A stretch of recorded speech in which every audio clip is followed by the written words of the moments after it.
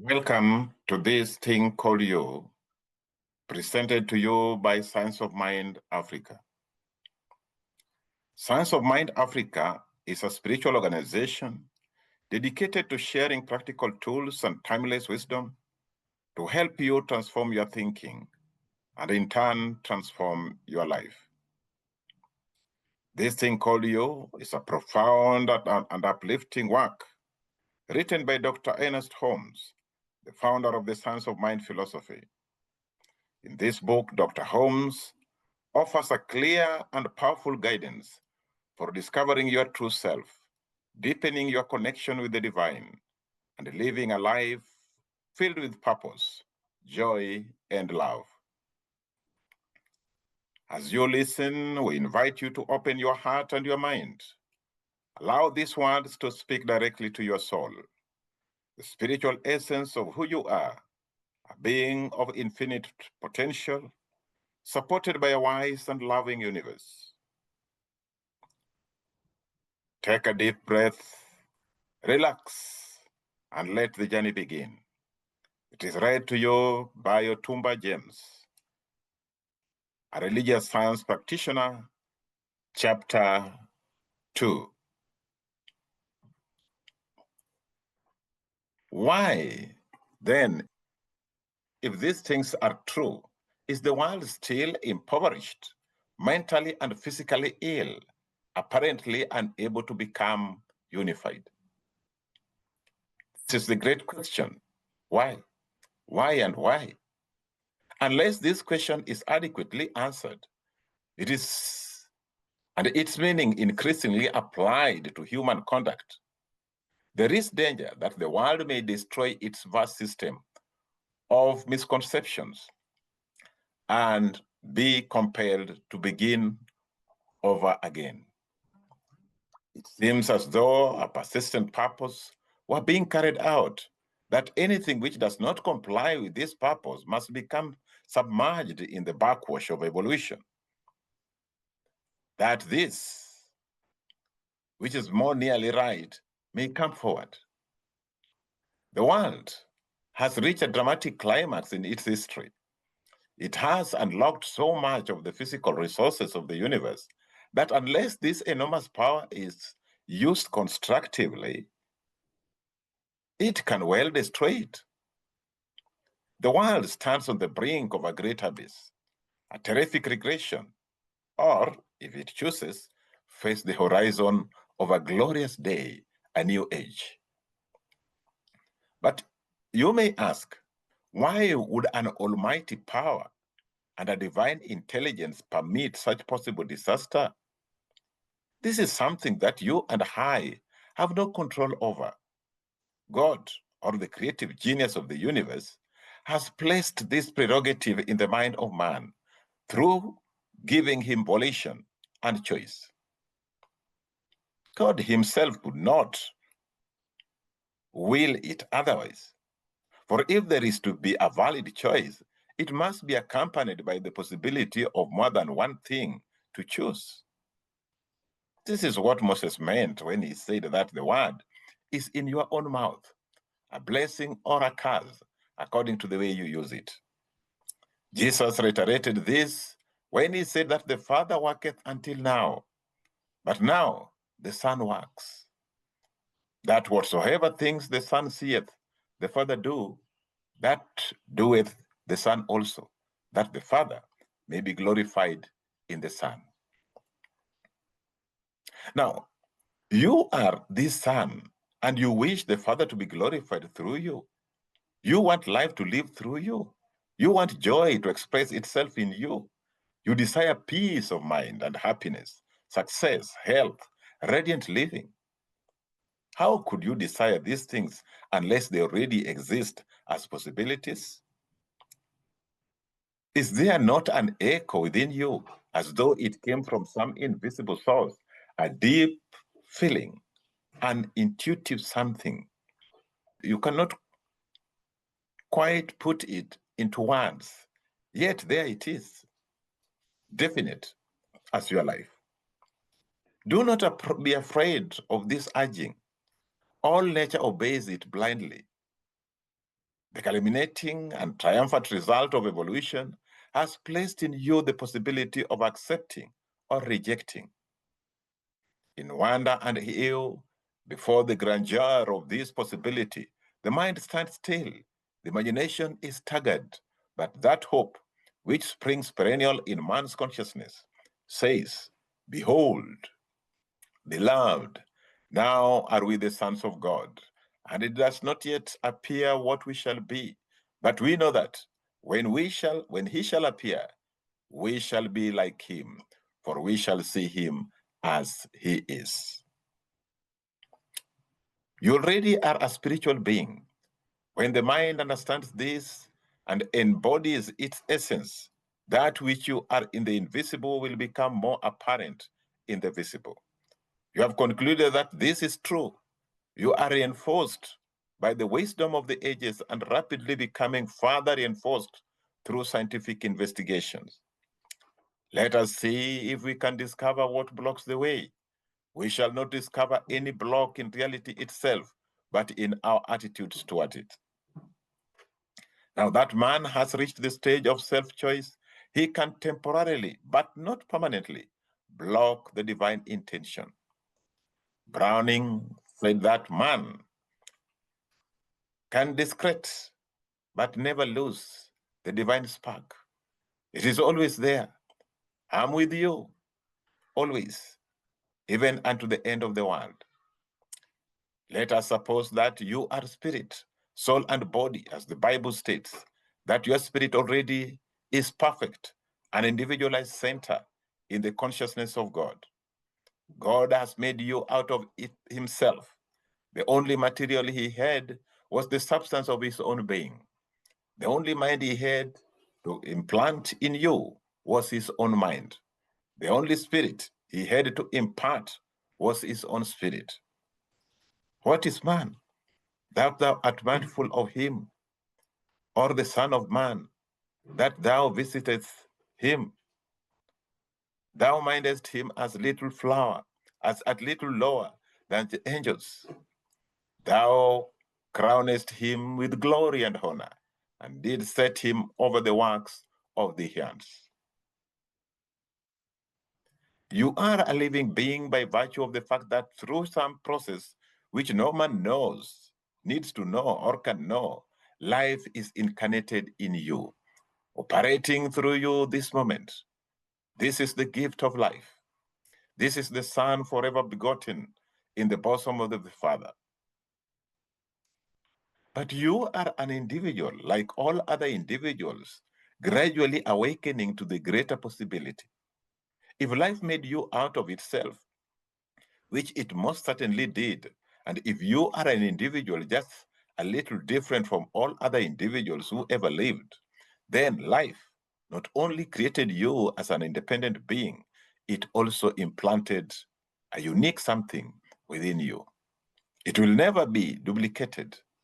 The spirit that accompanies you through your life is just a little different from the spirit of any other person. Not different in that it is isolated, because all are rooted in one being, but different in that it is individual. Suppose you were to think of it this way. There is a spirit in me, and this spirit is God as his own son. Whether or not I understand it, there is a real myself which forever exists in pure spirit. I had nothing to do with this.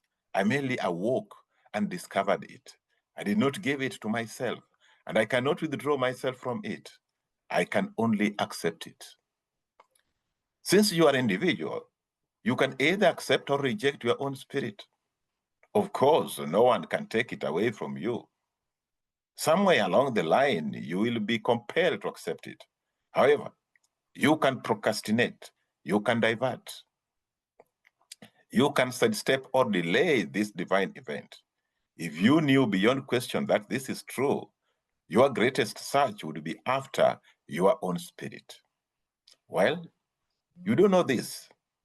Every desire you have for betterment in life is some echo from that deep within, which forever proclaims, "Behold, I make all things new. It is because your mind has the prerogative of accepting or rejecting that the Bible states, "Behold, I stand at the door and knock. If any man hear my voice and open the door, I will come in and sup with him, and he with me." Suppose with utmost simplicity, you accept the spirit that is in you, not in the mountain, not at Jerusalem, not even in the temple, although it is there also, but in you, the spirit of yourself. Standing between this spirit, your physical body and external affairs, there is the sum total of your thinking, believing, feeling. Perhaps more than anyone understands or believes, the sum total of every man's thought is a mirage of the ages. It would be well to think of it this way, that you may not condemn yourself. You are like everyone else, an infant crying in the night, something crying to be made whole, something with a deep yearning for security, a deep and unspeakable longing for love, for protection, and for peace. But the mind is filled with accumulated doubts of the ages, as though a vast abyss of doubt, fear, and uncertainty was standing between you and your desires. Here is where sons of mind can aid you, where your intellect may reach through to unite with your inspiration, where the conscious use the laws of mind may break down the barriers which hide the face of love from the fact of unloveliness. If God created you after his own nature, and there is nothing else he could have made you out of, then the thing you are after is already here within you. The only things that stand between you and it are the accumulated thoughts, beliefs, and emotions of the ages. But there is nothing there that has not been put there either by yourself or the race. What has been put there can be removed. These beliefs are thought patterns laid down throughout the ages and accentuated by your own experience, by your inherited tendencies and environment. There's no use wasting time speculating as to what avenue they came through. Your job is to reject them.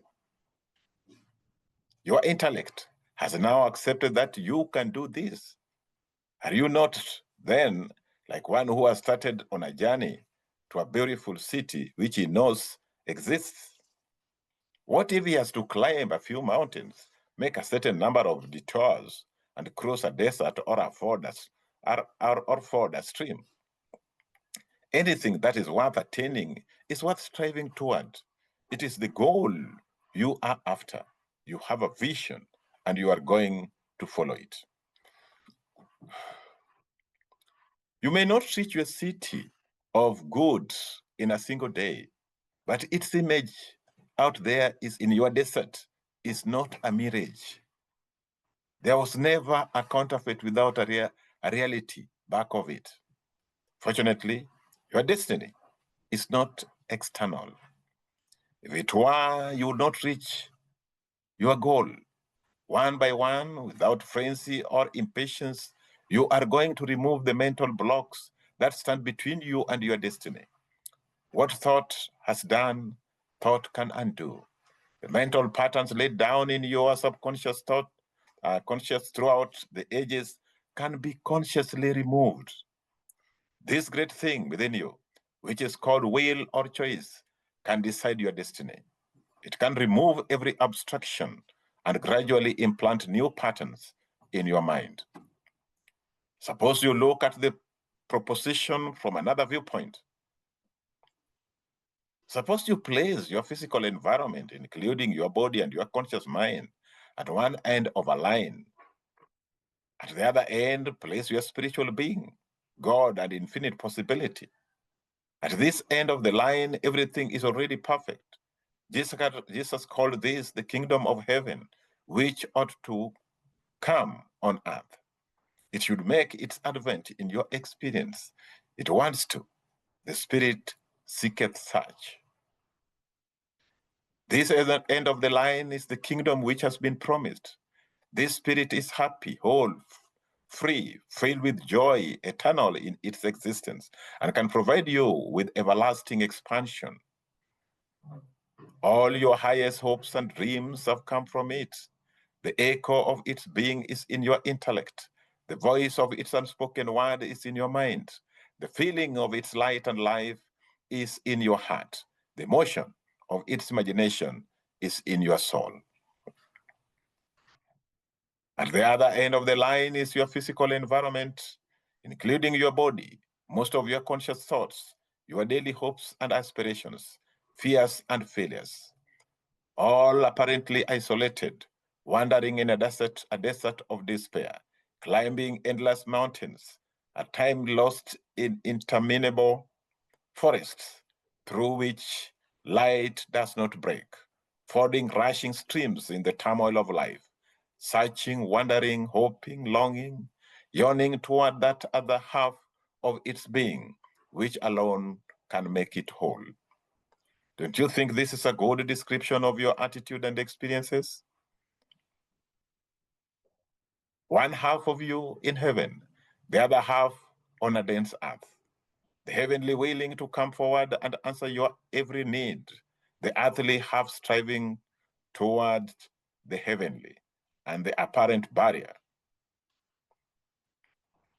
If you knew, as you know, that you live, that this barrier was only a thing of thought or belief, it must have been an illusion. Now, there are two voices that seem to be talking to you. One voice says, you are following a mirage, an illusion. There is nothing real this end of the tunnel. Accept things as they are. Make the best of them. Be as happy as you can, but do not hope. This is the voice of despair. The other voice is saying, do not be afraid. Your vision is true. Enter the tunnel and walk through. There's nothing solid in it. That which obstructs your passage is vapor, the vapor of unbelief. It is dense only in the denseness of doubt. It is filled with the thoughts of the ages. There is a lamp within you already lighted. As you walk through the tunnel, the darkness will disappear because of this light. You will find that other half of yourself, and you will discover that this tunnel is your own mind. This is a picture of yourself, your efforts, your hopes and longings, your inspirations and doubts, your fears and faiths.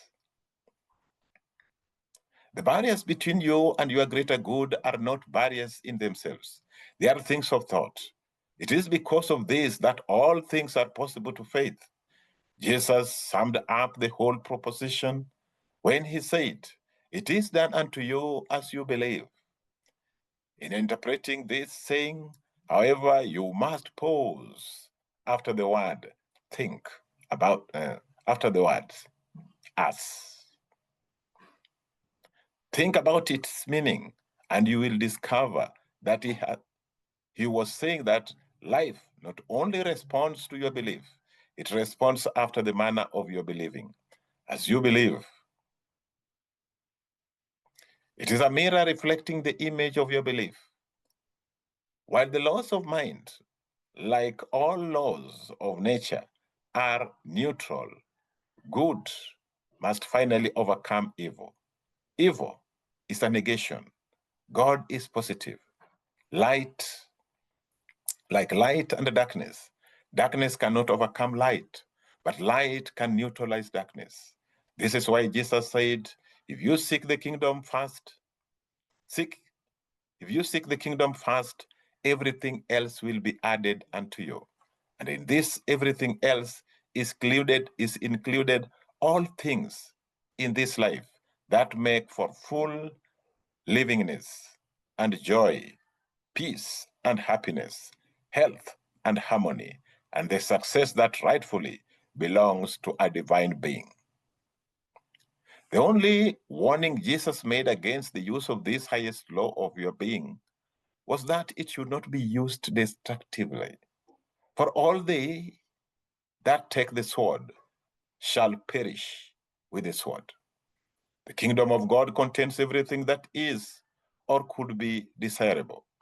This everything already exists as a perennial, a potential something to be drawn upon.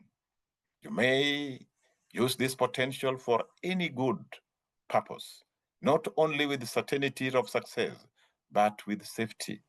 It is only when we use natural forces wrongly that they can destroy, and it is ordained that this destruction be of a temporary nature.